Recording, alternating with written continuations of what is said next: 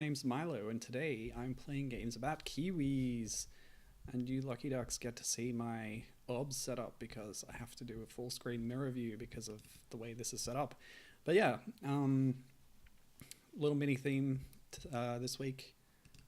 Games where you play as a kiwi. There's not many in existence. I'll talk about them as I go on, but there's a couple that are related because they're both indie games that are homaging or continuing older series. So yes, not windowed, so it goes to full screen. If it is windowed, the only resolution I can pick is this, which is larger than my screen resolution. I can change my screen resolution, but that has weird effects on the OBS window, so technically I haven't tested this. So if anything looks weird or sounds weird, please let me know. But anyway, first game here, this is Kiwi-64. It's a game from... Oh, that says 1998. I think that's just referencing the fact that it's a Banjo homage. This game was actually released in 2014. It was made in Unity. And there's a downloadable version for Windows, so I'm playing it in Wine. But you can also play it within your browser. But yeah, I think it's I'm better off doing the downloadable version. So yes, welcome Gibbon to the stream. Hello, good to see you. And yeah, this game is made by Ciactro, as they say. Okay. So there's taunting on the title screen. I didn't anticipate that. So Ciactro is the sort of username for a guy called Marcus Ciactro. So it's just his last name. And he's a pretty cool guy. So let's start the game already though. Yes, I will stay on top, so this game will become a flop. In true Gruntilda tradition, we have the rhyming villain, who is a king melon sitting on top of this hill. One evil melon on top of a mountain. The perfect game plot. I guess I should try and do a fake New Zealand accent. Oh, he's not talking anymore, so I'm saved from having to subject you all to that. Alright, so here's our protagonist, who, as far as I can tell, their name is Kiwi. And yeah, they got a little backpack on. Perfect banjo style. Yeah, so this game is completely a homage to Banjo-Kazooie, of course. Trying to collect all things? I think that rather stinks. That doesn't really rhyme, but okay. Now, let's see. I have an attack. Yes, so let's attack this banana. Because things with eyes are either collectibles or enemies. Wow, that really went flying. Okay. Nice little JPEG of our kiwi fruit health there. That's good. Yeah, so obviously it's a big Banjo homage.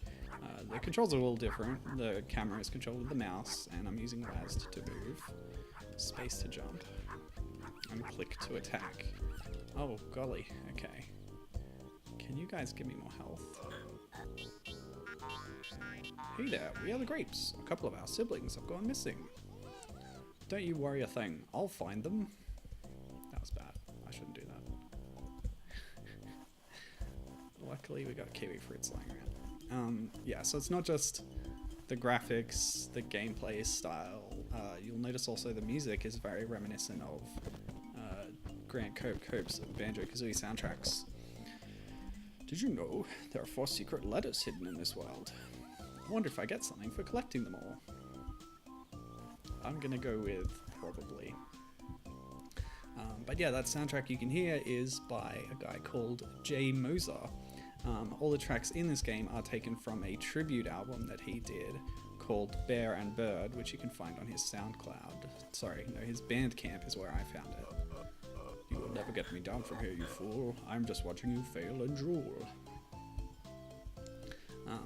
So it's a, I think, 6-track mini album with banjo-style music that Jay has done. And Ciactro took those tracks and put them into this game, presumably with permission.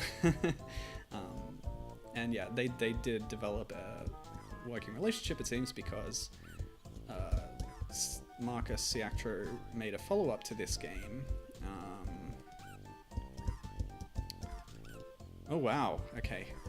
There's a spinning air attack. That's really cool.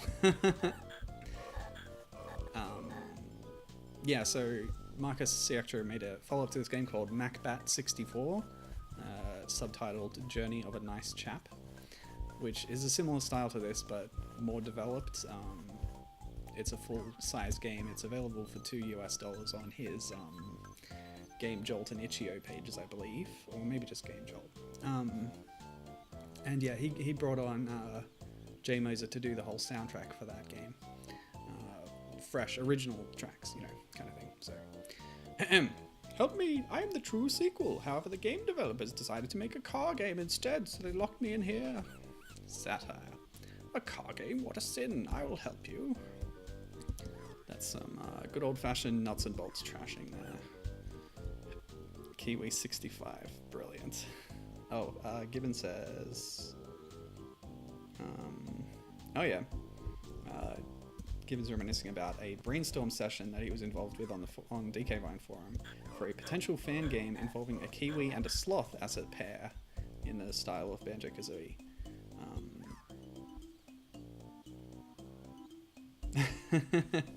And then someone looked up on the internet, found this game, and Gibbon became completely demoralized. I'm sorry about that, Gibbon.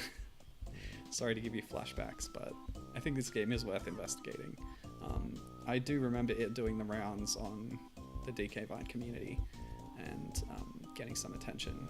There's been several attempts at spiritual successes over time, and this is a kind of small scale one, but well realized, I think. But we'll continue it and see if that goes through. Oh, I really, really want an apple. However, I don't think there's an apple big enough for me. I like the good mumbles. That's a classic part of Banjo-Kazooie. Hope you can hear it whenever a character speaks. There's a little me sound. Don't you worry a thing. I'll get you that apple.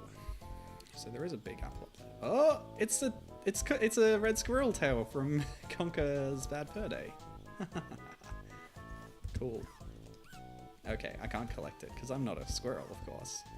Greg will not give me any concessions based on that. Actually, I should see what the death screen looks like in this game,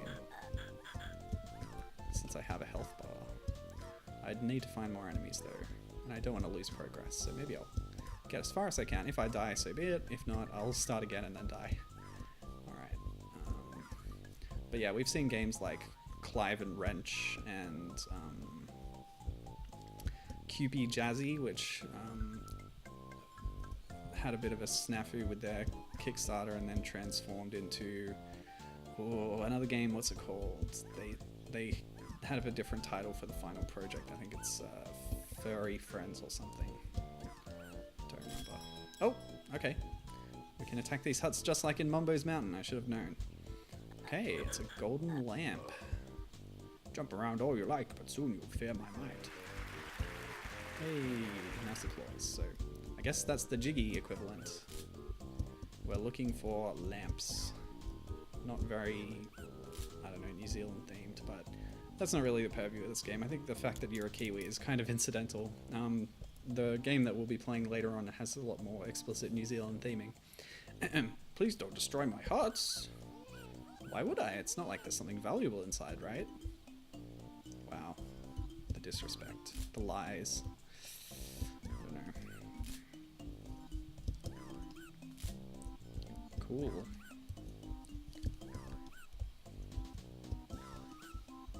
Ah, Kiwis. What is it about them? They're so cute and defenseless. Flightless birds are, I don't know. Because they're so non-threatening, except like, of course, for emus, ostriches, cassowaries, that kind of thing. Very, very threatening, in fact. But small ones. Okay. Oh, I think I know what we're spelling here. I think it's copy, because this is such a copy of another game. Gibbon still wants to someday make that game. The pairing of a kiwi and a sloth. Oh, I've been here. Okay. Oh, okay. That's weird. Right. So I've been all the way around the bottom now. I can start ascending.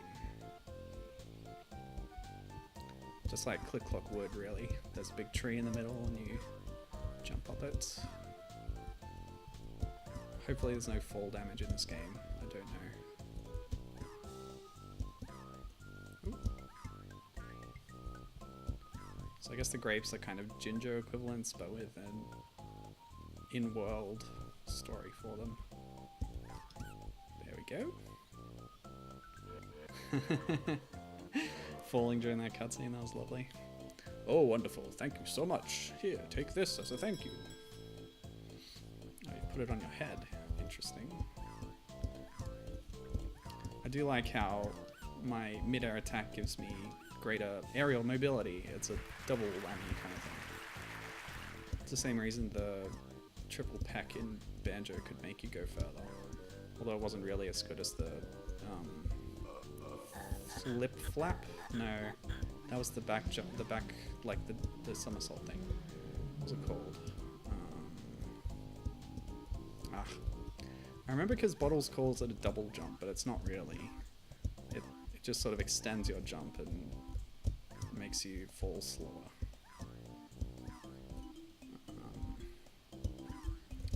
But you couldn't do the feathery flap, I think it's called.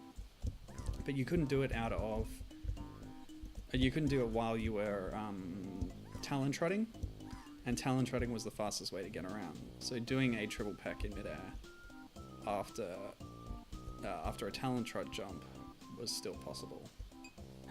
And if you're talon trotting all the time, which is what you really should be doing, I will celebrate when you are gone. Your actual I missed it. Yeah, you should be talon trotting all the time. It's the only way to play. I really want that eggplant, but I don't know how. Okay, so I've still got a few tasks to do. Breaking that cage. Is there another way around here? I think there was. Oops. It's that old chestnut. If you're walking down a hill which is made of polygons and your character sort of drops slightly as you go down, you can't jump while you're dropping. So if you're trying to jump off a slope, you might be in midair falling when you try to jump. Now, this is probably the way up to Melonhead. Ooh. A wooden key. Maybe it's chocolate? Can't tell. Ooh. It automatically opens the cage. Wonderful. Thank you so much. If you bring me 60 clefs, I will let you play me right away. Oh, really? We got the sequel available right away, huh? Okay, how many do I have? I do not know.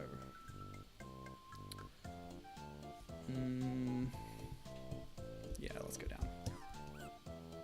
Woohoo! And yes, no fall damage. Aha! Thank you so much. Here, take this. It may help you. Getting all our lovely lamps.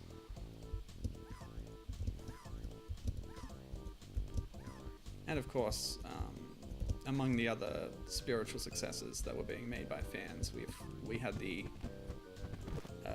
more official spiritual successor in Ukulele, which is still very dear to me. I liked it a lot. You collected all 4 letters. Amazing. Here's your prize. Okay, so I've done all the little tasks, I think. I haven't tried the big bomb thing for this. Nope, doesn't work. It's got question marks on it. Ah, I get it. This is the equivalent to the stop and swap mystery eggs, which you ordinarily don't see in gameplay until you get the 100% ending and Mumbo starts showing you photos of where some of them are. You have to enter codes in the sandcastle in the beach level, which is called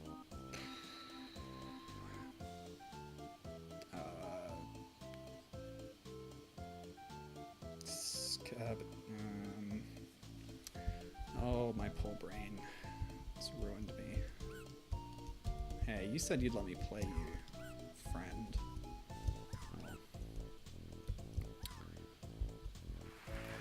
Oh. Mumbo's Mountain, and then you go to something cove. Alright, there's all our lamps. Take that. Oh! What? Oh! Okie dokie. Wilhelm Scream. Love it. Oh, that's it. Oh, actually, sorry, yeah, Marcus Horn is his name. Marcus Ciactro is like his Twitter name, I guess. So yeah, Marcus Horn. Music by J. Moser. Yeah. Fonts. Wonderful. Sounds. Yes, the Wilhelm Scream will be in there.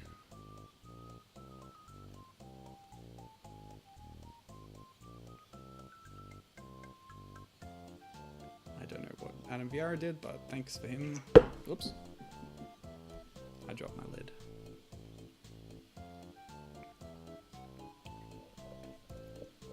So, nice little game here. Oh, his squashed melon face. Okay. So I just want to check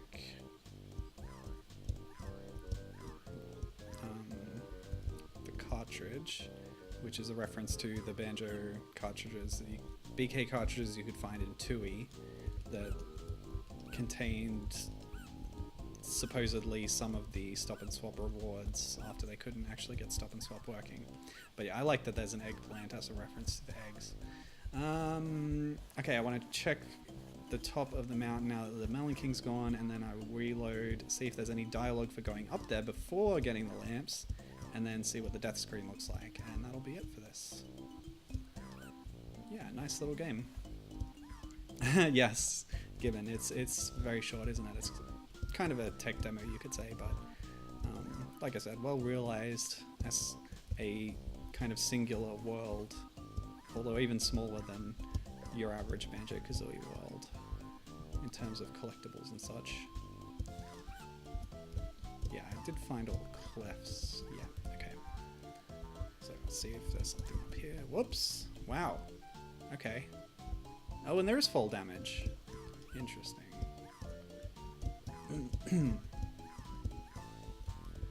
Yeah, like I was saying, MacBat 64 is a much more fleshed out project, which is reflected in the fact that he's charging for it, whereas this is available for free.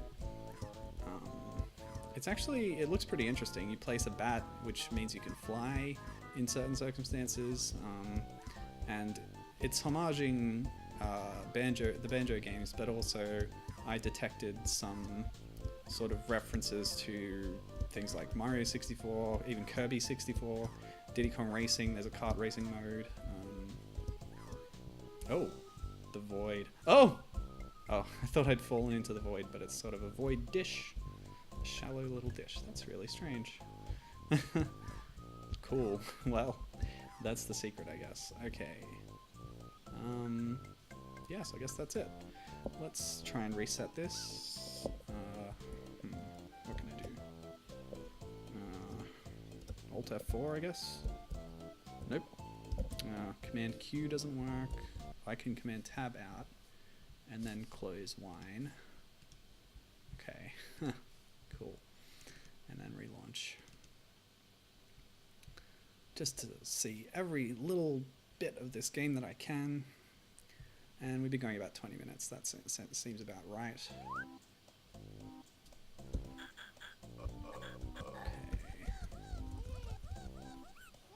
There's a strange line in the sky. I don't know what that is. Okay. So I want to go up and see the Melon King, and then I'm going to die. That's my plan.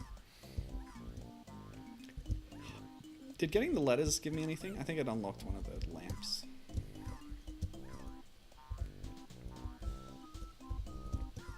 I can't activate dialogue, so when I talk to... Why don't I do this again? I'll see if there is a way to... Because it says, thank you so much, bring me... Did I get 60 clips? I couldn't get an item total to come up. Oh, I don't know. Even if I did, I think it would probably just say, haha, that's not a real thing. I don't know. Maybe there is something undiscovered in this game. A real stop and swap situation. But since I quit, I've lost all my clefs and I'm not going to get them again. Coming all up here, aren't you witty? But you just can't hurt me, oh what a pity. We'll see about that. So there's your dialogue. Alright, now let's see how much fall damage I really can take. In Click Clock Wood, a fall like this would definitely kill you. Go! Bomp. Okay, 1 damage. I don't know if I got 60 clefs, to be honest. But I don't know where else they would be. Bananas, come to me.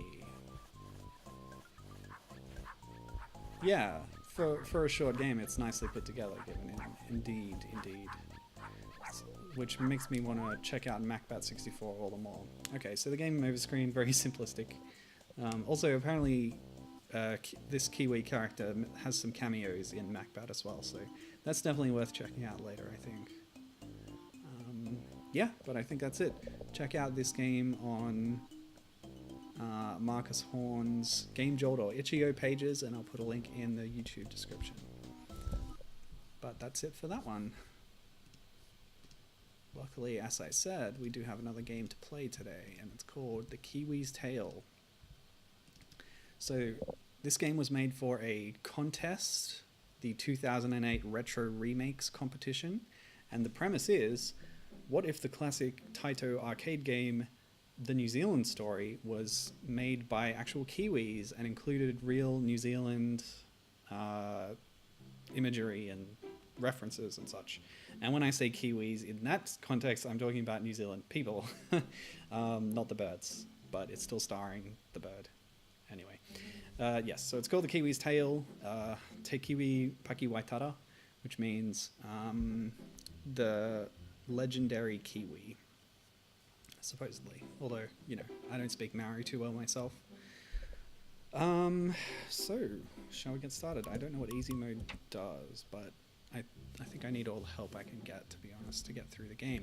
It's actually quite lengthy, and hopefully we see that as we start. Yep. So each of these areas is a level. We're traversing the entire length of New Zealand, the continent, no, island, country, hang on. It's a series of islands. Anyway, so yeah, here we are, Nick, the Kiwi, and player 2 would be Zach, the Kiwi. My family was abducted by a sheep in a UFO, because, as the story goes, the sheep are jealous of Kiwis for being the sort of mascot animal of New Zealand, and so they want to do away with the Kiwis. So, as in New Zealand Story, I am a Kiwi wearing shoes and wielding a bow and arrows. That is pretty similar to what the Taito arcade game is like. But, yes, you will notice the collectibles and such. Oh, I don't want to drown.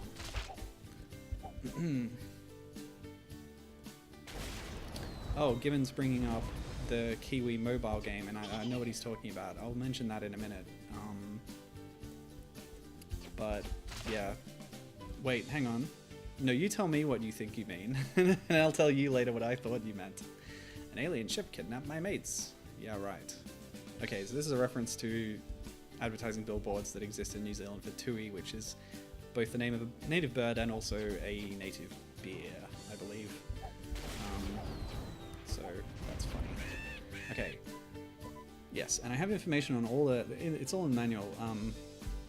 The enemies that are here and the pickups and stuff. The blue birds are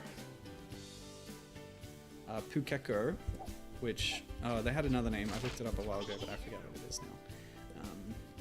But yeah, we also have snails and sheep, other New Zealand things, and everything will drop an item that is particular to New Zealand culture when defeated. So, a kiwi fruit, that's a good one. Oh, what's this sign? Bluff, New Zealand. So it's, yeah, one of those classic signs pointing all over the world to different places. London, Hobart, Sydney, Wellington, Stewart Island is where we are. It's where we started. Cape Ring. Yes. Well, anyway, we're freeing our family. We saw a lot of good, unique sprites at the start. Oh gosh. Oh no. Why does it look like that? Sorry, I've just looked at my stream window and the game is running really small. Like a quarter of the screen. It really shouldn't look like that. Oh, man. Full screen. Alright, I'll turn off full screen and then I can select the window. Yeah, that'll work better. I didn't know I could do that. So bear with me a second. crop to window. That one. Okay, that should look better. Sorry about that.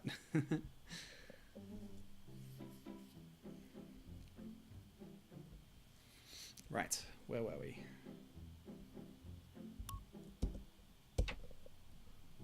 Oh, now it looks horrible. The resolution's all weird and it's all aliased and strange. Options. Yeah, that's really my only option. Oh well, I guess I'll have to do. Sorry about this. There are other ways to play this game. There's a browser version, in fact, as well as one of the creators later ported it to the Amiga. The Amiga being a very old retro computer system for gaming, but one of the creators of the game does sort of modern development of Amiga games. Okay, yeah, so one of the things in this game, and I think in the New Zealand store as well, is riding vehicles. So I can actually ride balloons, but I can also steal the planes from these enemies and ride those. It seems I'm respawning on top of a balloon here. And it's actually got pretty good handling for a balloon, so no complaints. Ah, nuts. This is actually kind of tough. I'm glad I picked easy mode. Oh, and you can ride balloons and you can also grab onto them from below. I hope this looks okay, by the way. Ah, nuts. Yes, I will continue.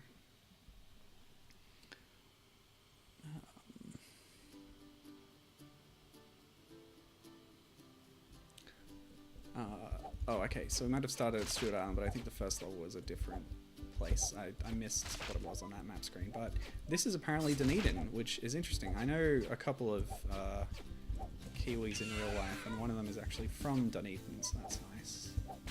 I asked him a couple of questions to prepare for this, to get the New Zealand perspective. Specifically, I asked him about these letters that we're collecting on the left side of the screen. One of the sort of collectible systems in this game. Oh, man. Why does a bird even need to fly a plane? I mean, I understand a Kiwi flying a plane, but a Pukeko, I think they're able to fly anyway. I think. Yeah, but like I say, the collectible there, I'm picking up the letters to spell out the word Aotearoa. Sorry, did I do that right? Aotearoa. This is something I specifically did a fair bit of research on and practice to try and get that right, because apparently a lot of white people or non-Maori people mess up the pronunciation of the word Aotearoa, which is actually the Maori word for the place called New Zealand. Apparently historically it referred to the North Island, but over time and its current usage it refers to the whole place, both islands and any other incidental islands that are included in the country, in the nation. So that's what that is, if you were wondering. Ta-da! Okay, we get an extra life for that. That's nice. But there's multiple copies of the letters everywhere.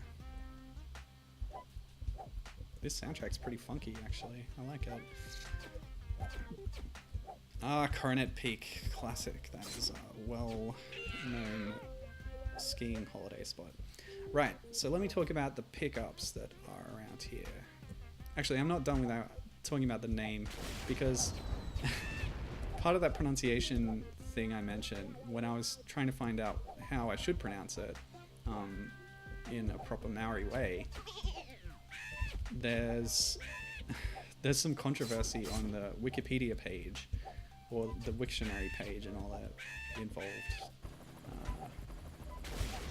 web areas there, because some bozo recorded himself saying the name in an improper way and uploaded that there.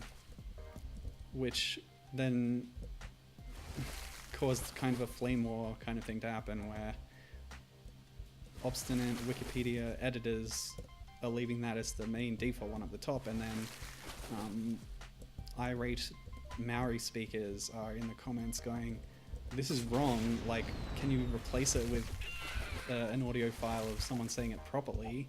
And they don't want to do that. So having said that, I actually have some recordings. So there's an online maoridictionary.co.nz. Let me see if this works. So that's someone who's saying it properly. Did you get that? Okay, there's an alternative one here as well.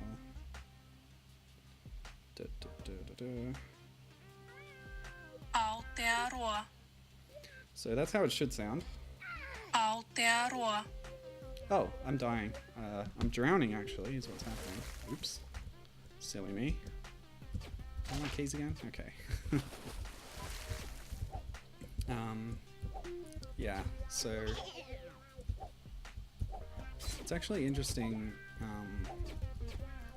how Aotearoa is kind of recognized officially as a proper name for the country. The Maori people seem to get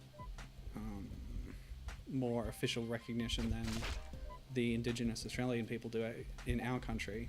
Although, you know, having said that, it's by no means perfect. It's not a utopia for native peoples by any means, but whoops.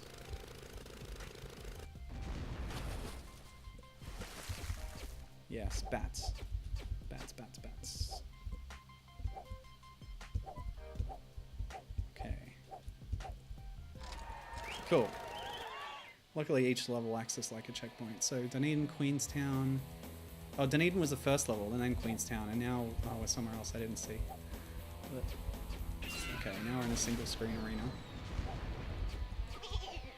I do like the music around here, it's pretty rockin'. So the sheep carry rocket launchers, and you can pick them up and use them against them. The manual says that... Oh, how did I die? I did not see what happened.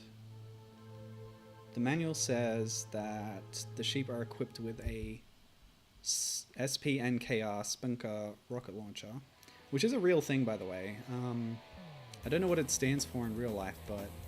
Oh, this isn't just a bonus level. I actually have to do this. I have to stay alive to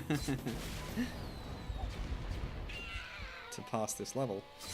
I thought it was a bonus round. Yeah, but in the context of this game, apparently, Spinka stands for Sheep-Powered Nuclear Killer Rocket. So you learn something new every day. Dang it. Alright, but we have our extra lives now. We were depleted earlier. Naughty hedgehogs. Okay, so let's talk about these pickups. This circular spiral carving is a green stone, also known as pounamu, a stone often carved for necklaces. I think I've probably, yeah, got one as a tourist when I'd visited New Zealand. Although, actually, I think mine was made of faux bone. Like a kind of... You see a fishhook design frequently as part of jewellery.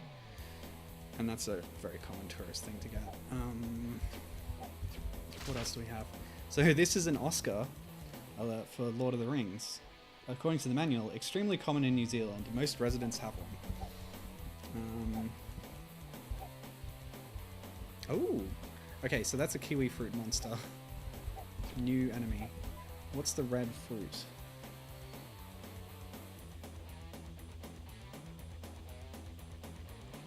Oh, okay. That's a particular brand of tomato sauce, apparently, comes in a bottle shaped like that. I've just got two overlapping so I can tell what they were. So that's a kiwi fruit, and those are jandals. I know them as thongs, but in New Zealand they're called jandals, which, to be fair, is less confusing for, say, Americans who think a thong is a kind of underwear. Apparently it's a combination of sandals and Japanese the word Japan and sandals, so like Japanese sandals, because of what are they called? What do they call them? What are they called in Japanese? The like sandal things. You know what I'm talking about. Anyway, is it like? What is it? Oh, I shouldn't have come in here. Where can I go from here? Geta, I think, is the name that I'm thinking of. Oh yeah, Geta. Gibbon actually beat me to it. Thank you. Sorry, I know you said quite a bit of chat that I haven't got to yet, but I will address that when I... Oh! Nuts. It's okay. Apparently checkpoints are pretty frequent too, which is nice.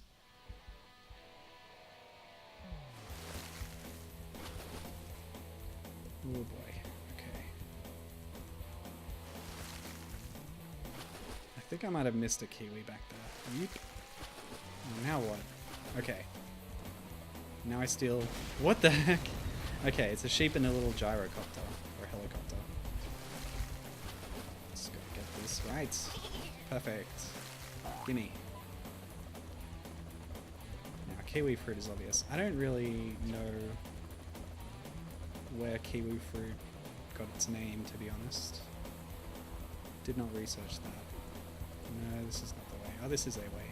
This will work. This is tough. Okay. Oh no! Oh. Okay, I've been given a balloon.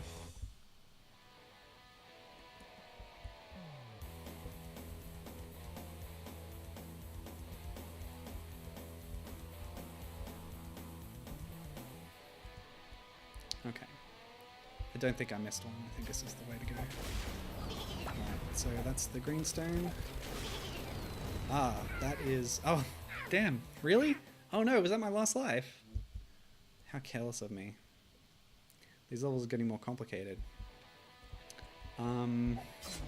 Yeah, the bottle that you saw is an L&P, which stands for Lemon and Peroa, a famous particular New Zealand soft drink, according to this manual. Yeah, okay, so what's going on now? Right, there is no other way to go. I hadn't missed anything. I mean, I did pass up that alternate route, which would lead to some bonus lives. That's probably worth getting, actually.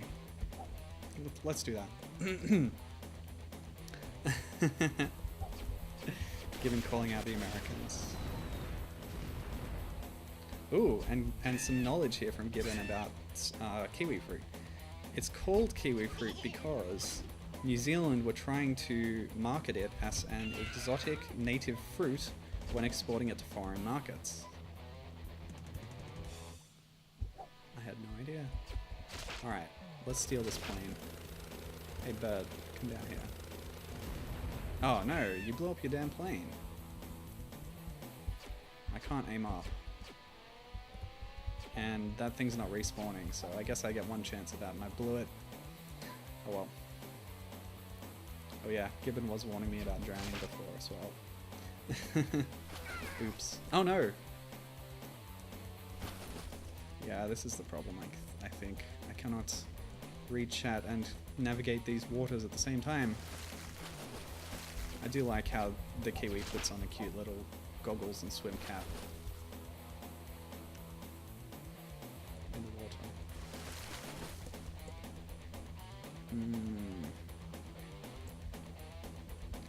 So, just because I can't look at chat right now, I will tell you something from my memory, which is that the Retro Remakes 2008 competition, their website's gone down, so looking for it can be a bit tricky, but there's blog posts from the time, and all the games that were in the competition have been archived. So you can play them all. This game was released on the website of one of the developers, Eric Hogan. Stephen Knightley and Eric Hogan, I think, were the driving forces behind this game, but yeah, you can find it on Eric Hogan's website, which is still up.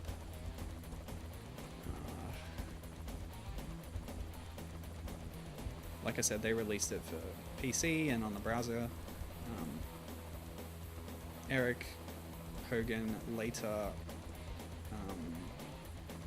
stopped developing games for computers and started focusing on Amiga development. I think I actually mentioned that already, but anyway, that's when he made a version of this game for the Amiga. He sort of made a demake sort of port for an old system, which is pretty interesting.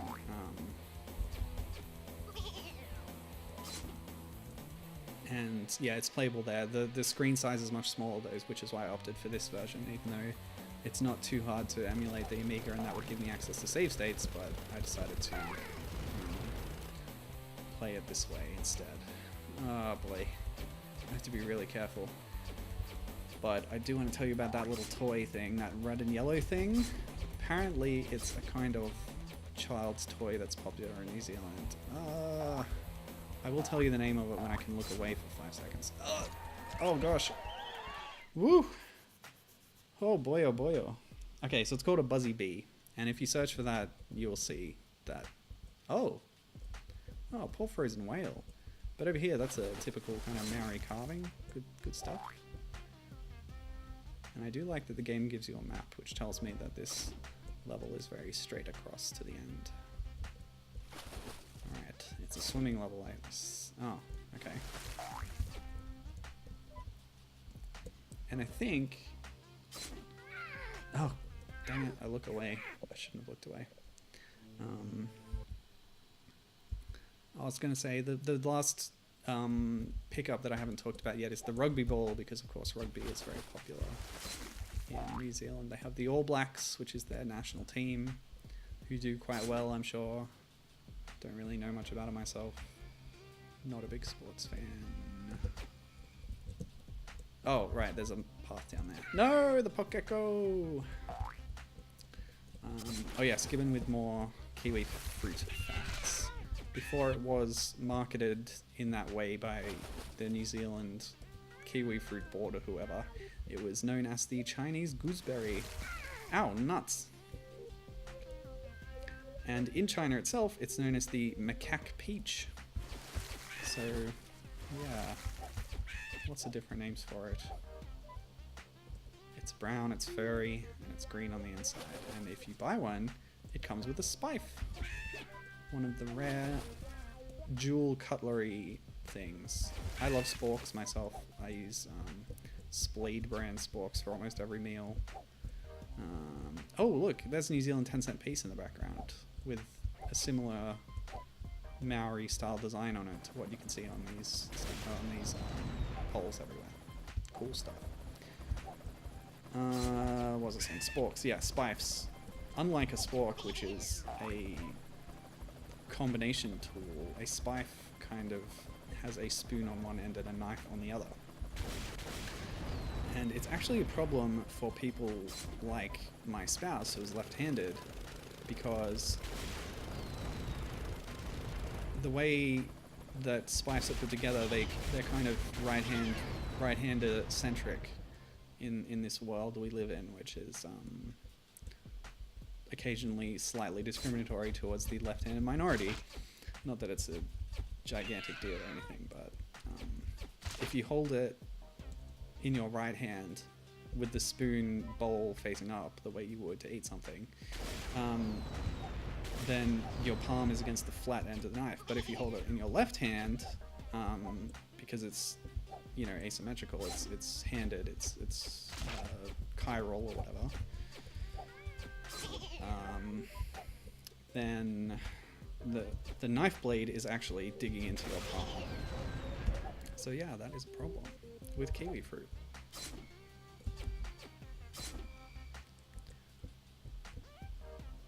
And that's a problem of right-handed privilege. 0 lives. Gotta focus. Want to read Gibbon's chat, but I can't. Oh no.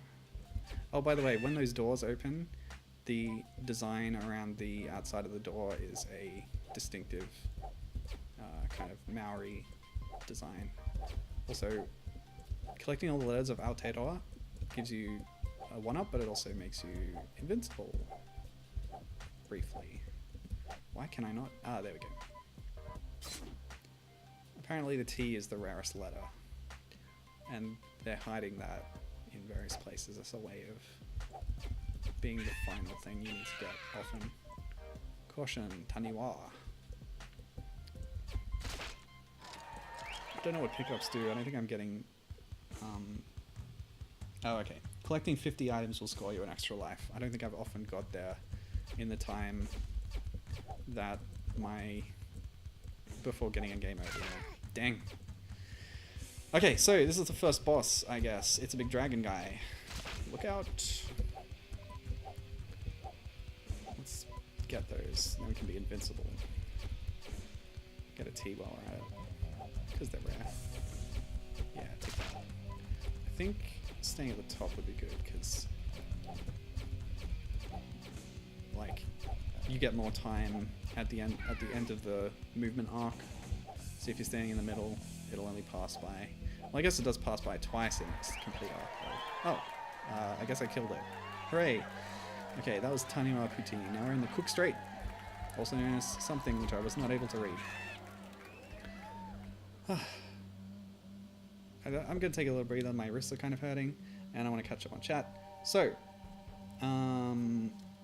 yes. Gibbon mentioned earlier that he was thinking of a different Kiwi mobile game. I actually have a few on a list here, but not too many, actually. So, what Gibbon was thinking of was a game that was... Yuji Naka, the creator of Sonic the Hedgehog, or someone heavily involved. I think the actual character designer of Sonic was someone else, but anyway. You know who Yuji Naka is, if you're a Sega fan. He was involved with this Ivy the Kiwi game, which I think was published by Square Enix. Actually, that's odd, because they own Taito now, so they have both the, like, Kiwi-branded games that ever existed. Well, anyway, so this was a game that was released for smartphone devices at the dawn of the smartphone gaming era, really, or near the start of it. But it was subsequently ported to a few other platforms, as Gibbon mentioned. It was on DS. It was also on Wii. So Ivy the Kiwi, which also has a question mark at the end of the title for some reason. So Ivy the Kiwi, is about.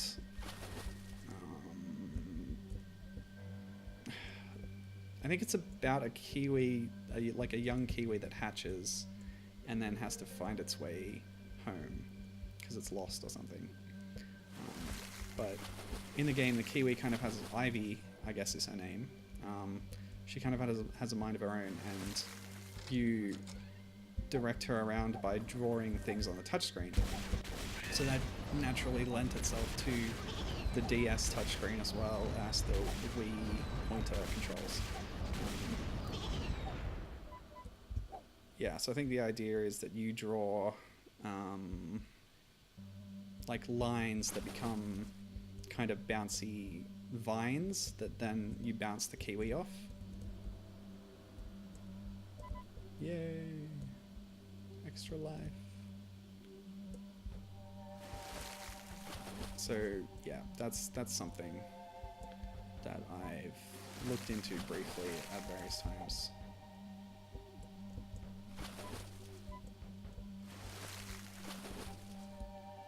The music's a lot more moody now. We had like hard rock before, but it's changed. There's some variety here. Ah, okay. So I've just gone backwards through something I may have to do again later. Oop. Gotta watch that buoyancy drop. When you fall into water, you can get surprised by that. Alright, so here's what I actually have to do. I'm not really sure the benefit of the bazooka. I guess maybe the explosion has a bigger like radius or something. Gives you a bit more room to hit something. Oops. Whoa. Oh wow. That was intense. Enemy interaction. I love that. The sheep's explosive actually caused the other Pokeko birds' plane to crash. That's nice. You wouldn't have seen that in the old arcade game, I don't think.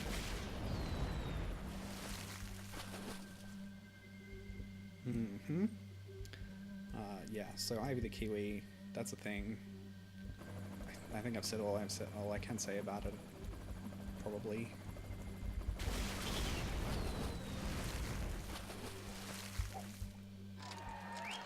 So that's one, although that's actually probably the most recent one. What's next? Taupo. I think I'm at Taupo.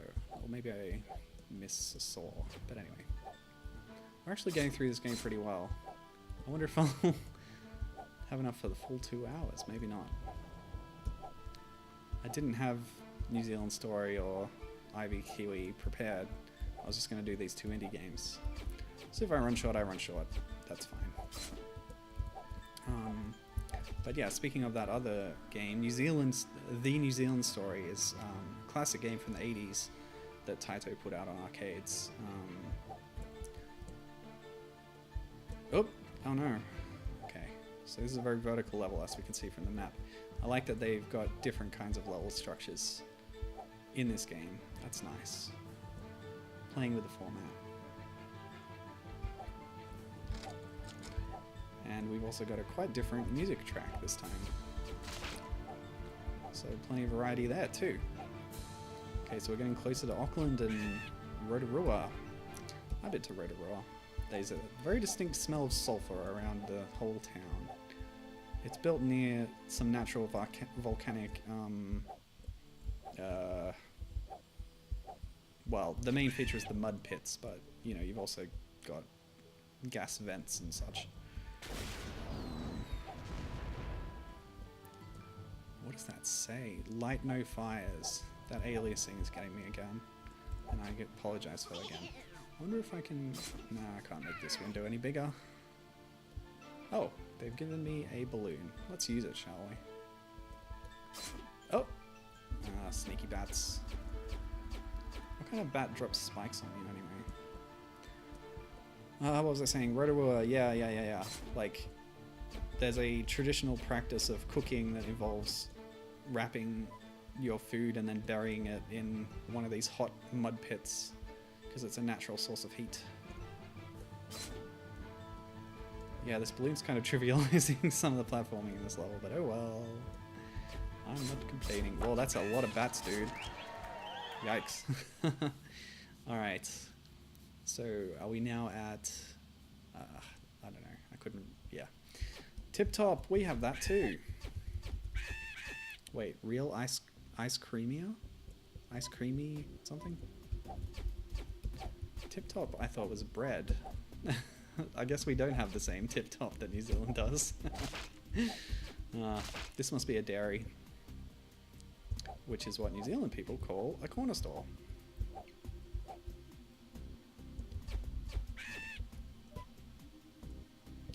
Regional slang is always fascinating. Or regional terms. Alright. Nice raft. Ooh. Whole yacht. Pohutakawa.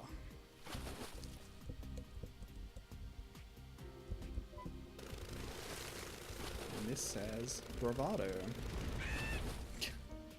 Okay, the birds are pretty dumb, I think.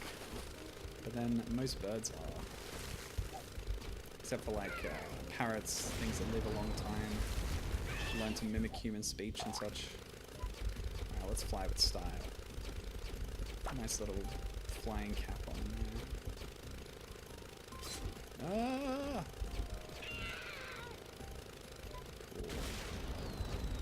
Cool. Oops. Okay. So evidently I need to get inside there.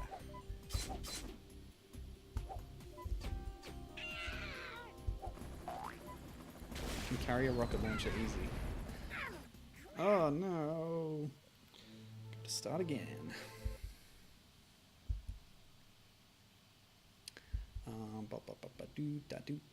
Yeah, so the other thing Gibbon was saying about Ivy the Kiwi, it's a simple platformer type affair with a soft art style. Yeah, I think that's a highlight of that game, actually, if you ever look at it. Oh, notice how the arrows have a ballistic arc. Over time, they sort of drop off. Well, it might take a little time. But yeah, Gibbon was searching for that and found something else called Kiwi Dash that was cluttering up search results. That's actually not one I've heard of, so I don't know anything about Kiwi Dash, but I think it's from the name, probably a very basic mobile runner game or something like that. I actually played a game on mobile. I remember, like, one that I found while searching that I remember playing is called Fly Kiwi Fly, and it was another very common genre for mobile games, which is you throw the character at the start and they sort of fly over a distance, and you can tilt the phone or get power-ups as you go on, and then you get back and you get upgrades and stuff. And the objective is just to fly as long as possible, and you run into stuff along the way. I don't know what the most famous example of that would be, but Fly Kiwi Fly looks a bit cheap, but nuts.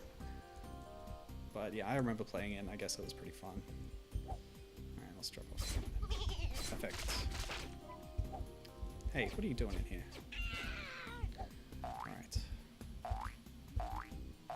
Can I please get on the other one? Ah, good. I can do this. Okay, that's weird. I don't think that's supposed to be like that. And I can't go that way, so... Ah, that's not too bad. Oh. Okay. Dangerous snails. Maybe I should have done more research on New Zealand story itself, which is what inspired this game. Because I can't really make any comparisons or anything. Oh, Wadito's back. Hello, Wadito. It's good to see you. You were on my stream last week as well, so welcome back. And yes, you've picked up on the premise of this game, actually. The idea of this sort of indie-made retro homage from 2008 is what if the New Zealand story was made by New Zealanders to be more authentic. So yes, the Kiwi bird in this game looks a lot more like a real Kiwi bird than does the character of the New Zealand story. It's very cute and yellow and not much of a beak, whereas Kiwis have a very long beak, of course, for digging bugs out of the ground, I believe.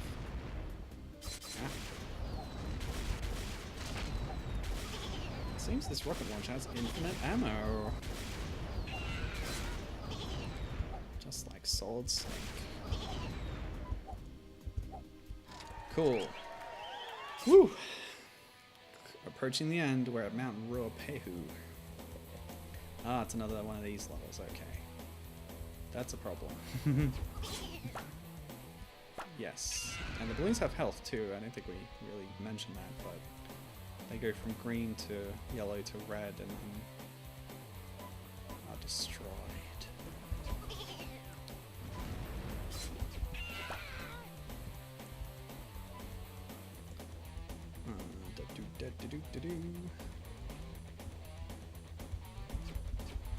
So yeah, about New Zealand story. Nuts. Alright, I've still got lives, that's fine.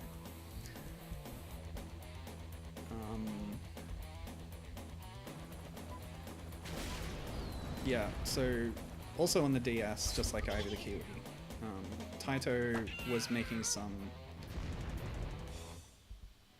sort of follow-ups to their old arcade games. So there were Bubble Bobble and Puzzle Bobble games and Space Invaders games with like new, fresh takes on them that were all released on the DS, and New Zealand Story was one of them. So they used the subtitle Revolution for the Bubble Bobble game, and I think Rainbow Islands as well. Or maybe just Rainbow Islands, but that's another one that they revived in the same way. But yeah, the New Zealand Story Revolution was a game on the DS, which was an update by Taito, or I don't know if they had been bought by Square Enix at that point, but whoever was represented by Taito at that point.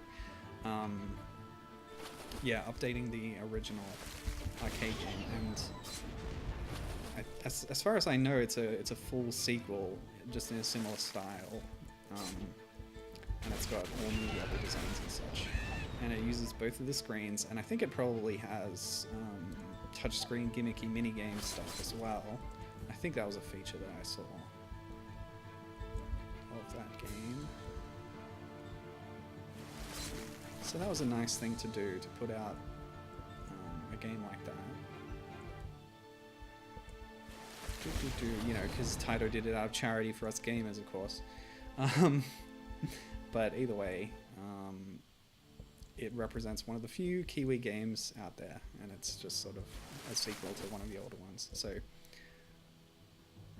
in terms of, you know, full released Kiwi games from major publishers, there's really just the two, with Ivy the Kiwi and the New Zealand story, which, as well as the sequel. Given mentioned Kiwi Dash, I brought up Fly Kiwi Fly. Apart from that, the only thing I could find was, as a result of the characters in Pilot Wing 64 being named after birds, you have a character whose name is Kiwi, although they're human. That's also the game that brought back Nesta, the mascot of the Nintendo Power American magazine. Really his third game appearance, I think. He was a commentator in a Gridiron game on the NES. He got a Virtual Boy game, Nesta's Funky Bowling, but yeah, he was also in Pilot Wing 64 under a different name. Lark, I believe.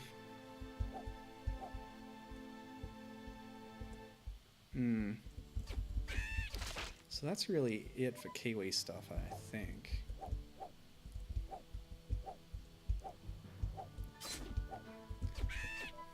Like I was saying before, they represent kind of a marketable, cute protagonist kind of character, so...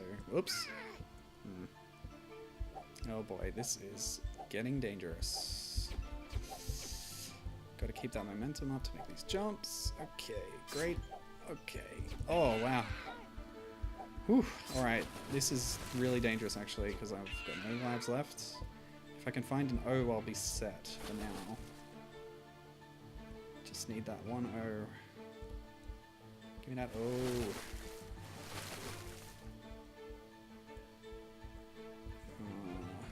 Which way should I go? I think there are different ways I can go. I hope I'm not going the wrong way. Yes, I kind of am. Okay. Alright, I know what I'm doing.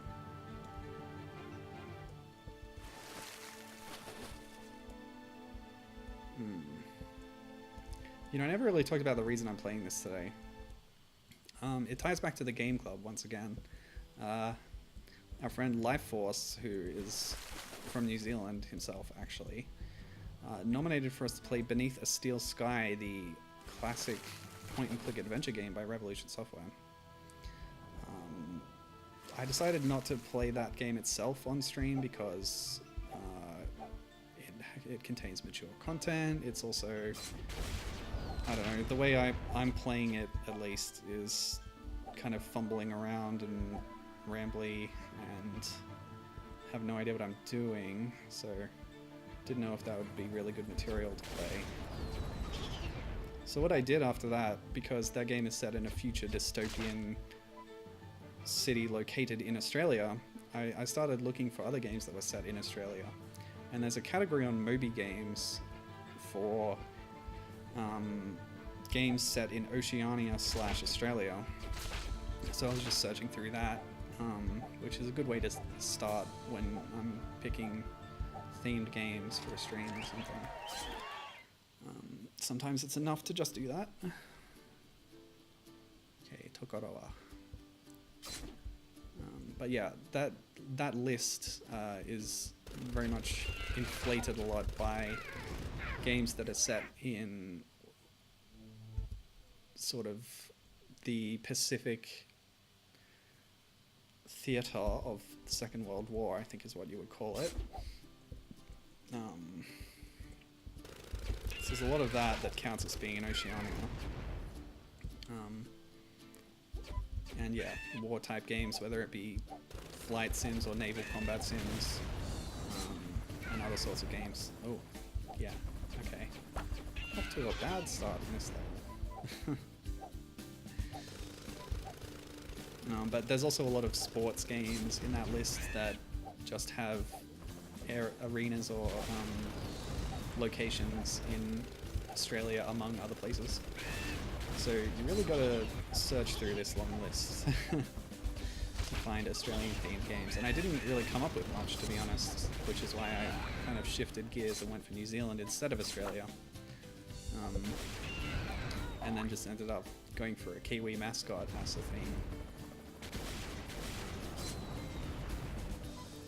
I think one of the standouts I noticed along the way was the Looney Tunes character Taz the Tasmanian Devil, who has quite a few really, video game,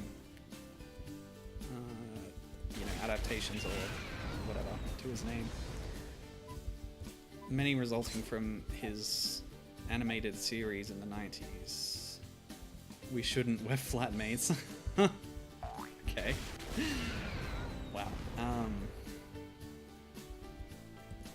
But yeah, I never was much of a fan of... Oh, that's a nasty trap. Putting a spike thingy underneath the collectible letter. Very nasty. Yeah, I never felt much affinity for Taz the Tasmanian Tiger. The Devil, sorry. Actually, that's another one. Ty the Tasmanian Tiger was a mascot platformer series in the GameCube era.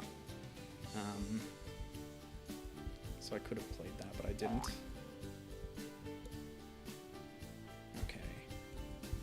Let's do this. Oh, is this another way to go? Yes, it is. Okay. Should explore this first before heading up, I think. Glad those spikes aren't passing through the floor. Nasty. Oh, that's nasty. Hiding a hedgehog behind that fern. Brutal. Yes, okay. So yeah, I wasn't too inspired, so I decided that, yeah, New Zealand made for better games than Australia, apparently. Of course, on stream before we have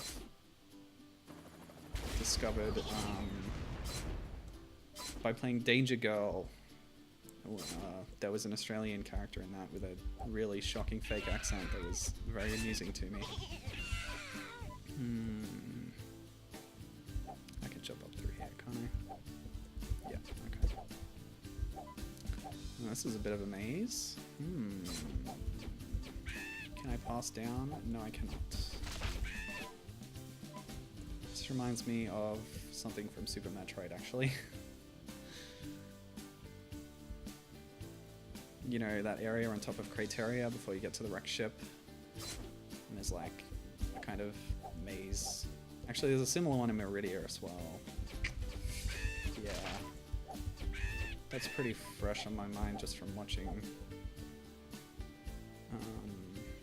people play randomizers. There's a randomizer going around that's combines Link to the Past and Super Metroid together. So you can go from a door in one game and end up in the other game, and items from both are spread out in both games.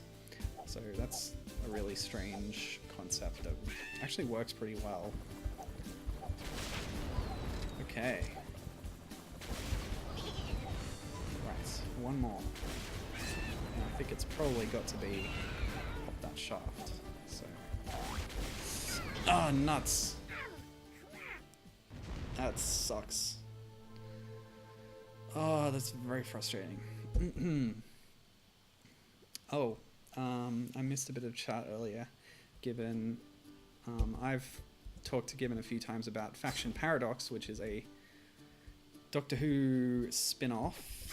Ah, the bird went in here. What does that mean? Ah, there were pickups in there. Very clever.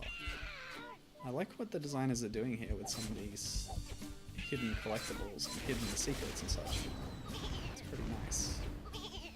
Okay, let's get as many pickups as we can. Give ourselves a good chance. But yeah, Faction Paradox is strange and interesting.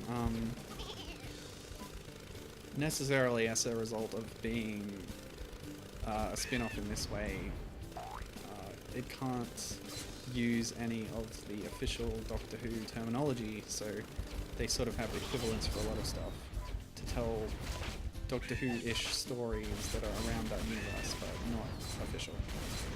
There are some BBC licensed Faction Paradox related stuff, like it got its start as an 8th Doctor Adventures novel concept,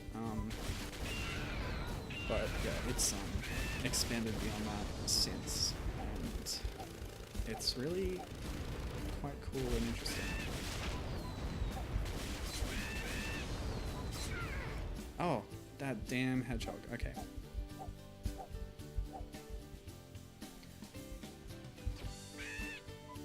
And yeah, I guess you would say that the kind of storytelling it does is a bit more mature than what's allowed for official BBC licensed stuff, maybe. Not that that's inherently a good thing, but wait a minute. Is that a secret door? Interesting. Alright, let's go grab that O real quick. I noticed there's knockback when you fire a rocket launcher in the helicopter. Alright, so this is the way, I'm sure.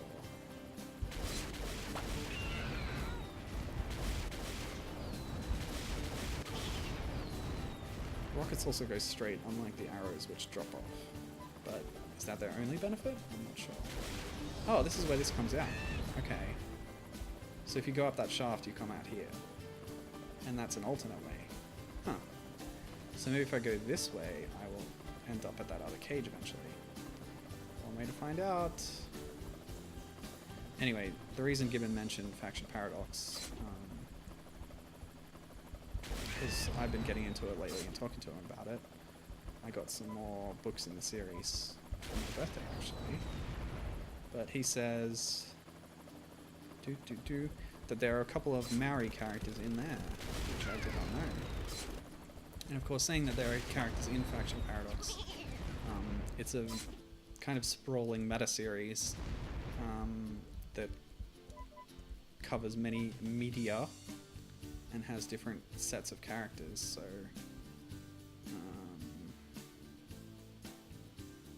yeah, different works cover different stuff. I'm sort of about halfway through the Book of the War, which is kind of the thing that launched it as its own series. And there's a fair bit of stuff about Native American culture in there, actually, and how it ties in with the main concept of the series, which is the Second War in Heaven, the war between the Great Houses and the enemy, the mysterious enemy. The Great Houses being the Time Lords, of course, like I said. They got to change the names and such, file off the serial numbers, but it's the same concept. But yeah, interestingly, there's a lot of concepts in the Book of the War that are to do with, like I said, Native American culture, and all of those sections of the book were actually written by a Native American author who would be, obviously, she would be uniquely placed to give that kind of perspective, so that's nice. And I have seen commentary about the whole series in general, actually, about it being good about representation of different kinds. Which is important, of course. Okay, careful. Oh, I didn't think that snail was gonna come off the edge, but of course it was. Alright, left or right? We'll go here first. Oh no! Pocket go. Yes, take that. You jerk. Stop, sheep. Oh, one more and I get a life. Perfect. Beautiful. Okay, let's go.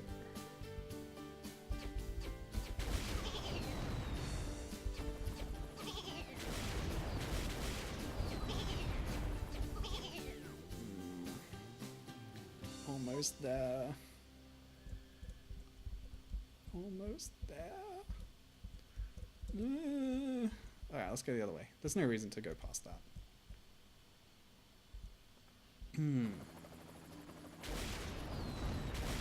True enough, actually, given. Yes.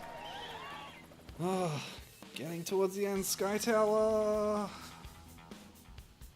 Oh, take a tiny break here.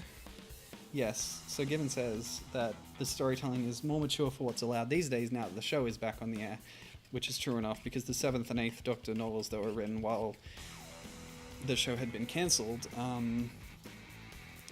were pretty racy at times.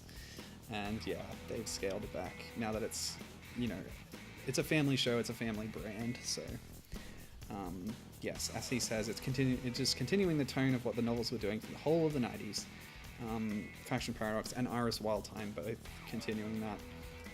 Iris Wildtime is also a character who Paul Mars brought into the 8th Doctor novels, and she got her own spin-off. She's a pretty interesting character. Yes. Oh yeah, Gibbon's actually written an Iris Wildtime novel, no, short story, for an officially published collection of Iris Wildtime stories. So he's a published Doctor Who Expanded Universe spin-off author. So everybody check out Iris 15, I think it's called. It's a compilation book of short stories about different incarnations of Iris, even ones that haven't even been seen before, because she's a Time Lord and she has lots of regenerations. And Gibbon's story is actually quite good. He sent me a copy of it and I read it and it's lovely. So all you book publishers watching the stream, go contact that guy. I would give his real name, but I don't know. Yeah, I guess it's published under his real name, and I haven't told you that yet, so.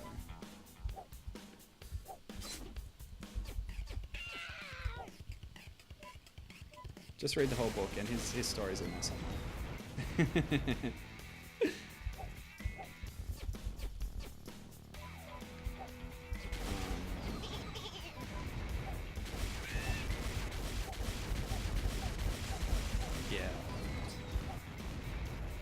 This is a really big level.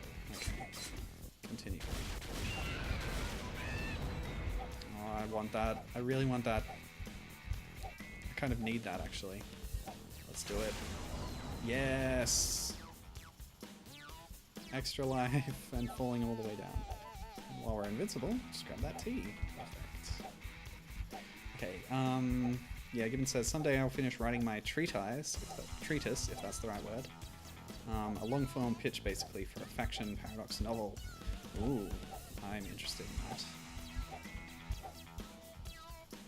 Like I said, there's a lot of novels in the series, and sort of set all over the place with no consistent cast of characters.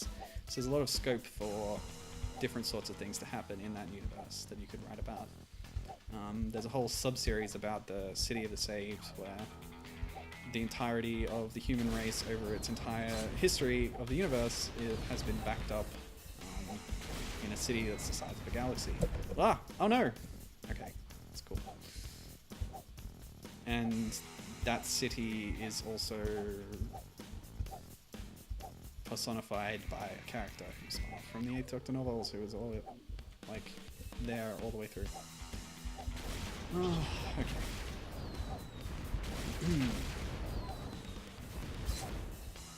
Ah, not so. Meh. He says he's probably got enough material to put together an outline. Well, I'll read it. I'll proofread it if you want.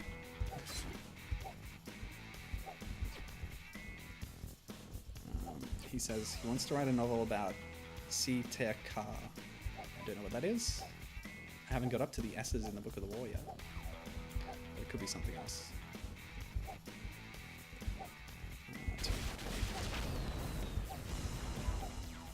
This is a fiendish level. And again, a very different kind of level to a lot of the stuff we've seen so far. So nice and inventive, keeping it fresh. No, no. Whoa! Okay. Alright. Ah! Man. You know real hedgehogs can't throw spikes. It's very unrealistic. Okay, we finally have a flying conveyance. You know what this reminds me of? Oh no! No way! Oh man. Okay, so the thing Gibbon said, Sito car, is a real world thing. Tell me more. But yeah, I was gonna say this reminds me of Super BC Kid. Nuts! Alright, I gotta die. I can't do this. I gotta start this level in as good a shape as I can, which means having my full complement of lives and not getting killed by a kiwi fruit monster at the very first bit. Yeah, Super BC Kid is a Super Nintendo game in the PC Genjin series, also known as Bonk in North America. And it's a game I grew up on, and I considered playing it for my special birthday stream until I got my brother on board to play 40 games with him, which was a pretty fun stream. So I think I was a little bit frantic on it, to be honest. I could have been a bit calmer. That's okay.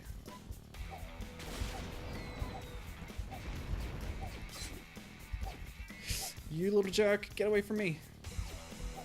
Oh boy.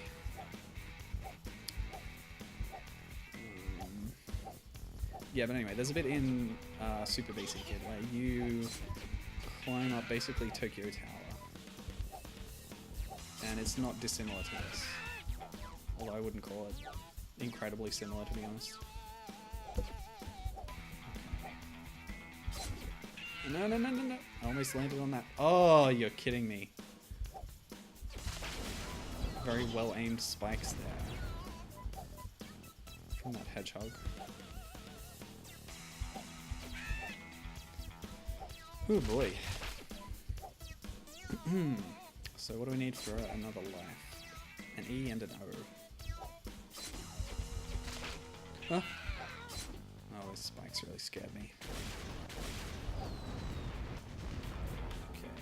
You want some? You want some? Get some of this! Yeah! Take that. Oh wow, Gibbon's writing an essay here. Let me get to that in a second. Okay, so the Sitekar is a semi-mythical tribe of Native Americans who were wiped out by the Paiute peoples in Nevada long, long ago. In Gibbon's words.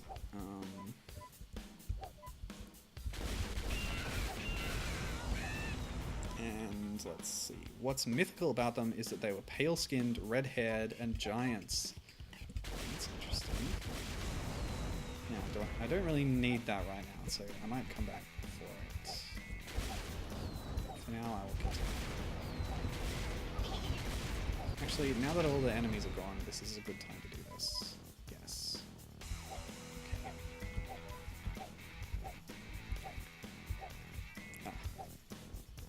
Shouldn't pass up any collectibles at this point. I need my lives. Yes, and then he continues, early finds of their remains and such were basically laughed out of academia, so no serious research into them has happened until the past decade or so. But given what has been recovered, it's likely they were descended from early Celtic settlers to the Americas. Wow, that's really interesting. How strange. When the Paiute wiped them out, the Paiute were given the name Seido Kara by other tribes, which means the enemy. Dude! I like this idea. This is all real stuff so far, but it ties in so well.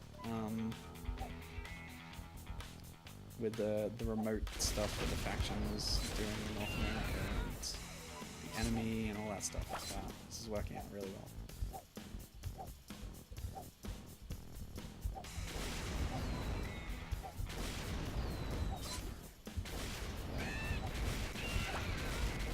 Oh boy.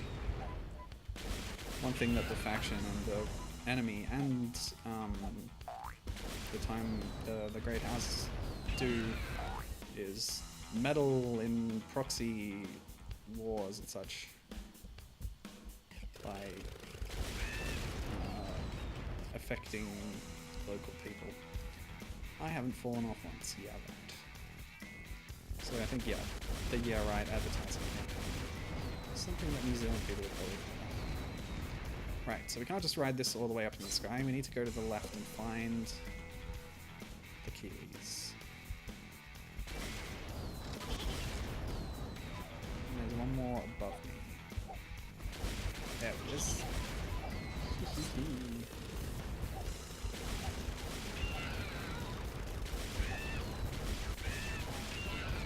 Okay, one more, that's much higher. Can I? Nope, I can't pause. But given is continuing, it says the whole concept. Oh! Oh boy, okay. Lost my plane. Oh no, where are you coming from? I need another conveyance. Curse. I think I have to steal one off that sheep. If another one will spawn. The whole concept of a mythical tribe of giants wiped out by the enemy and erased from history is a very faction paradox, in my opinion. And I definitely agree with you, yes, totally. Oh, okay. Oh yeah, you're right actually. I was thinking of giants as like the Malak, who are sort of remnants of vampire spawn who exist in that universe, but yeah, the terminology of giants, as you say, is interesting because of the Great Houses / Time Lords being referred to as giants in, yeah, allegorically, as he says, in various faction paradox prose, as well as in Death Comes to Time, which I just re-listened to recently, and is pretty excellent. Okay, here we go. It's the end, finally. Whoa! Alright, this must be the final level. The UFO. The sheep UFO. So that was a true challenge for the finale there. That's nice.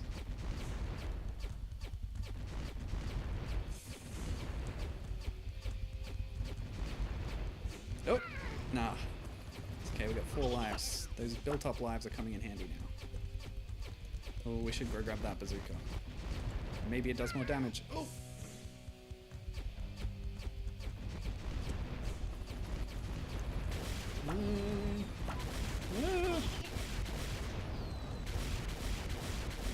Okay. Yes, we did it. We destroyed the sheep. All the Kiwi family are back safe and sound. Cheers, bro. You have helped Nick rescue all his Kiwi friends. Ah, it's terrible. I shouldn't do it. I'm sorry. The alien sheep have now been defeated. The Kiwi's Tale, Te Kiwi Pakiwaitara, by Auckland Gameworks and earrock.net. Earrock is Eric Hogan's site, and Auckland Gameworks, I believe, would be run by Stephen Knightley.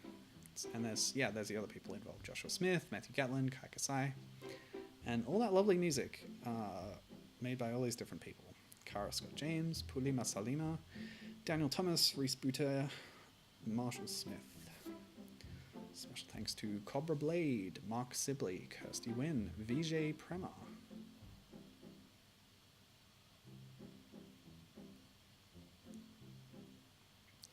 And the playtesters. Oh yeah, Gibbon's saying that more info about these people, these Native American people, has been coming to light in the last decade and a half, so it's fresh, cutting-edge historical research there. That's lovely.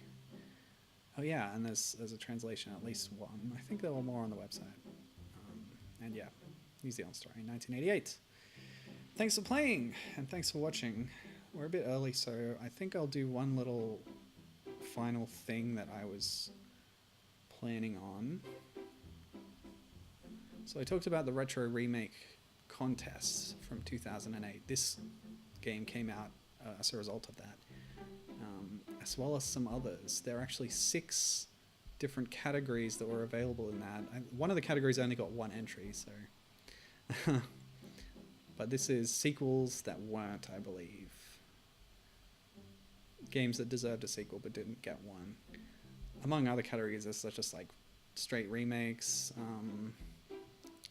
whole games that didn't exist, games that are aimed at people with disabilities and being accessible and not having conventional controls. 8-bit mashups, so like 2 different games put together, and just new retro games. And there were entries in all those categories. It was apparently pretty extensive competition, I guess. Among some of the other entries were a full remake of Ultimate's Saber Wolf for the Spectrum, done with similar graphics but in a isometric style and more modern and stuff.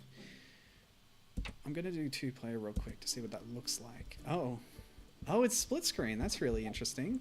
Okay. And the other person is just blue. Alright, that's all I wanted to see. But another entry that I noticed among the list of games that were made for this contest was something that I think Given probably would be interested in, maybe some others. It's kind of a follow-up to a stream I did last month, the Pauline Games Showcase, which hacked the character of Pauline into, from Donkey Kong, into other games to give her a starring role. Now, there was a game in the Retro Remake contest that is centered around Pauline. So why don't we go ahead and load that up and give that a quick go. It's called Pauline's Way by Harold. Let's read Pauline's Way, freeware game was made for retro, blah, blah, blah. Sequels that weren't. Pauline was the lady in the original Donkey Kong game. Pauline's Way is a little platformer in an Atari 2600-like style. It's made by Harold Thiessen. And yes. Oh, there's music, okay. And this is in the game as well, so we'll get to that. Just run this, and I hope this works. Looks like it's working. So those are all the sponsors of the contest. All these companies donated products or whatever that would be given to the winners of the contest. Now, I couldn't actually find evidence of who won the contest, but I think, given that there are 6 categories, there's a lot to choose from and a lot going on. I believe the main winner of the first category was maybe the Empire Strikes Back Star Wars remake. But yeah, there's lots of great games in there anyway. Okay. We all know that Pauline was kidnapped by Donkey Kong and then saved by Mario. While Mario is busy guarding the big ape, Pauline goes out to kill some rats. Each stage has 8 rats running around. Find them and kill them. It is not possible to shoot rats. You have to squash them. When all rats are dead, you can proceed to the next stage. Avoid the zombies, the cannons, the lava, and the toxic. Be scared. Don't panic. Good luck. By the way, cannons should have a double N, but that's okay. Now, this is pretty quiet, so I'm going to turn that up in my OBS thingy. And it's supposed to be music. I cannot detect any currently, but there's definitely a jump sound effect and a shoot sound effect. Oh, okay. Gibbons comparing this to nuts and milk. Oh no, he's talking about something else. Hang on, let me deal with this rat first. Squash. Oops.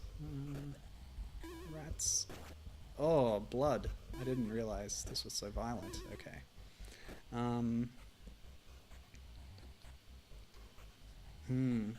Yeah, Gibbons talking about visiting Native American burial mounds in Lovelock, Nevada. Oh, interesting. And yes, he says he was browsing Etsy for repro carts, that is reproduction cartridges that will play on real hardware but have newer games or hacks on them. And found a NES Donkey Kong 2 starring Mario, Luigi, and Stanley. Ooh, I like that. That sounds awesome. And he says appears to be a nuts and milk hack, so I think that's what he's referring to. This, I don't know what this is. It's quite simplistic, so I don't know if it's really riffing on any particular game. There is music, but I don't know. My headphones are turned down too soft to really hear it. But yeah, this is Atari 2600 inspired, but I think more complex than what you would get on the real system. But I don't know it off the top of my head, but you know, Donkey Kong had a port to the 2600, and I'm sure that this Pauline sprite is based on her appearance in that game. Although I didn't have any reference for that beforehand, but I wouldn't be surprised. There were delightfully basic sprites in those games, those ports. So yeah, here's a game with Pauline in a starring role, and I didn't play it on my Pauline showcase. But this is kind of a follow-up to that, which I found out about while looking into the New Zealand story stuff, or the Kiwi's Tale stuff. This must be the cannon they were talking about. Alright, and you can actually jump quite high if you hold down the button. And I don't know how many levels there are, but yeah, gonna be squishing some rats, I guess.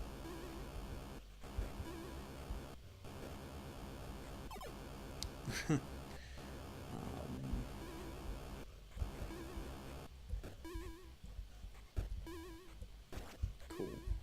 You know, I don't know why I even have a gun. Oh, that's really actually quite violent. I guess you can get away with it because it's really simple graphics. Oops. Yeah. Alright, stage 2 of 5.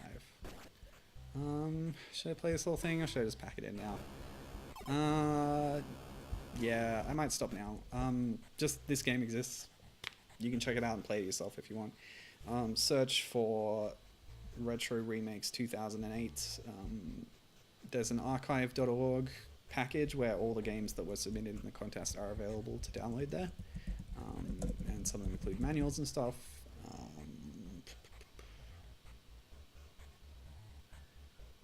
2 out of 5. Alright, I'm gonna keep playing. See if I can get to the end. 5 stages, we can do that. Let's talk more about... well, we've covered Kiwis. I think I covered Pauline pretty thoroughly on her own stream that I did. We can talk about Doctor Who some more. I was rapidly consuming many Doctor Who spin-offs and media, but when Star Trek Discovery came back on TV, I kind of switched to Star Trek a bit and I've been reading a lot of Star Trek comics. I published a pixel art about it recently, actually, based on the 2 different Starfleet Academy comics, the IDW one and the Marvel one from the 90s. Yeah, I don't know what the gun is even good for. It doesn't stop the cannons, it's too high to hit the rats. Ridiculous. But Pauline has a shotgun in this game, so there you go. And yeah, I'm preparing another pixel art as we speak. Well, not right now, but I've been doing one which is based on the early Voyages comic from Marvel in the 90s, which was about Captain Pike when he was captain of the Enterprise. And all that crew that you briefly saw in the cage in the menagerie, but otherwise have been just in novels and spin-off media until now, because of course Pike and Number 1, and I guess that's about it. Oh, and older Spock, I guess, younger Spock. They're all in Series 2 of Discovery.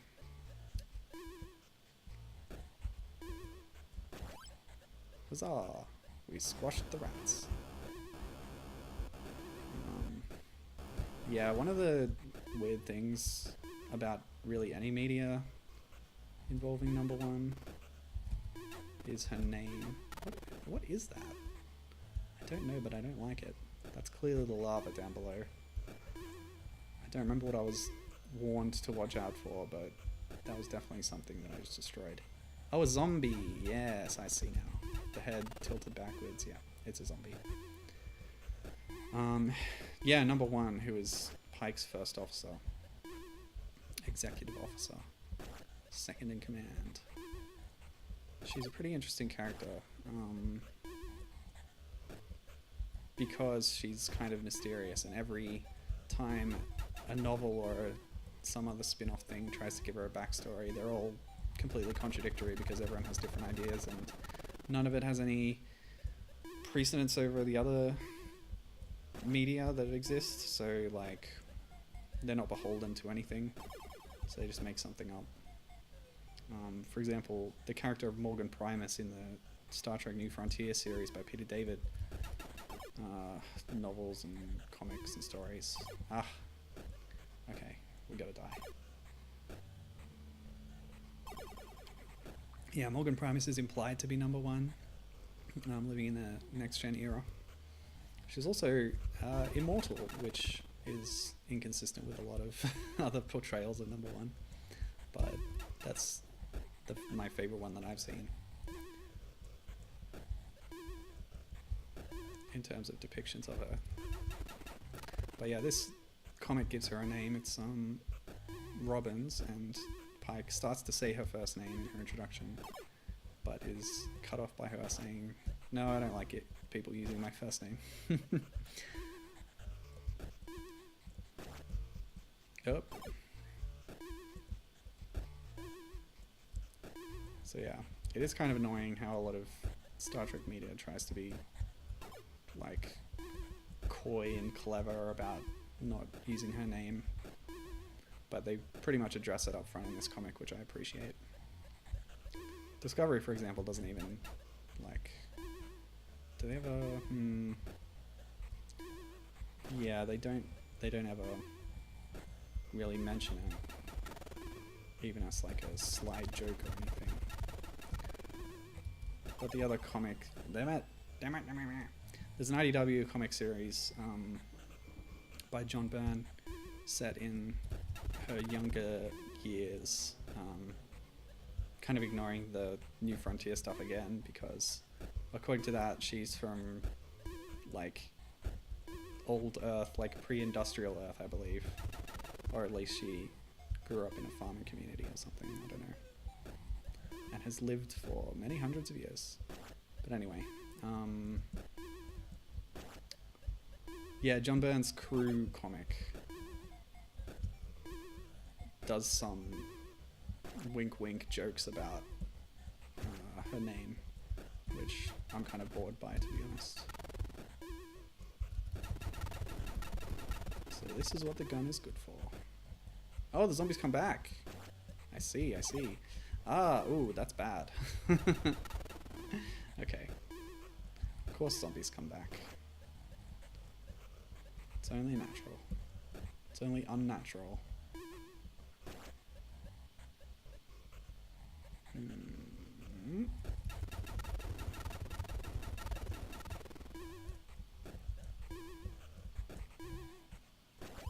Got it. Alright, drop down. Cool, next stage.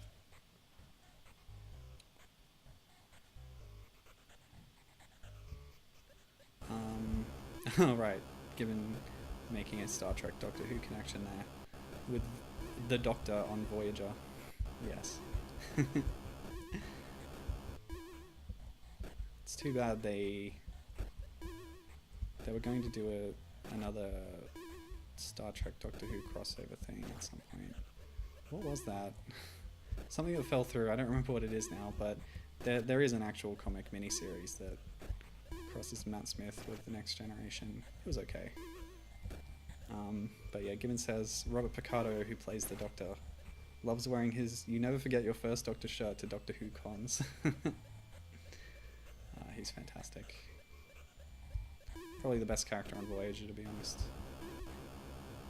Although there was a few contenders there. Seven's really good. Torres isn't bad. Janeway's good. I like Tuvok, although he never really does much. Like, a lot of the time he's just there, you know? No problem, stage 5, alright, we're on to this. I filled my time with Star Trek yammering. That's good. But yeah, there's a lot more characters involved in the early Voyages comic. Some of them from the pilot, The Cage, some are new.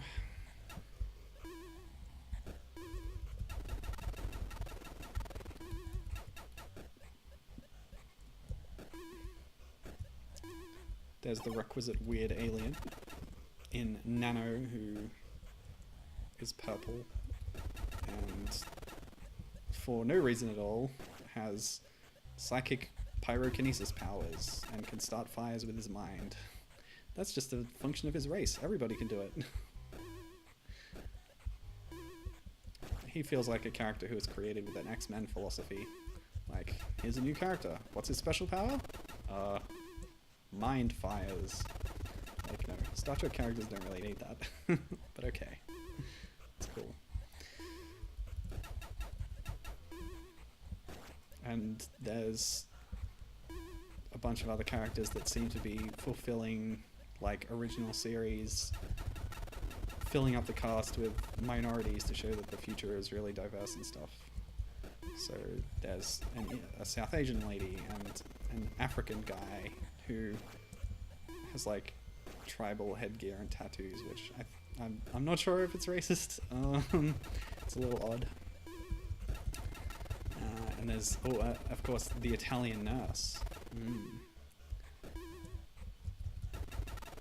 as well as some returning characters, including Dr. Boyce, who looks completely different to the way he looked in the pilot. Like, he's not blonde anymore for some reason.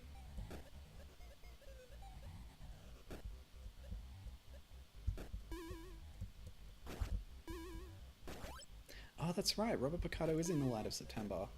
Given saying he's playing the Master in The Light of September, aka the Master at Arms of the ship.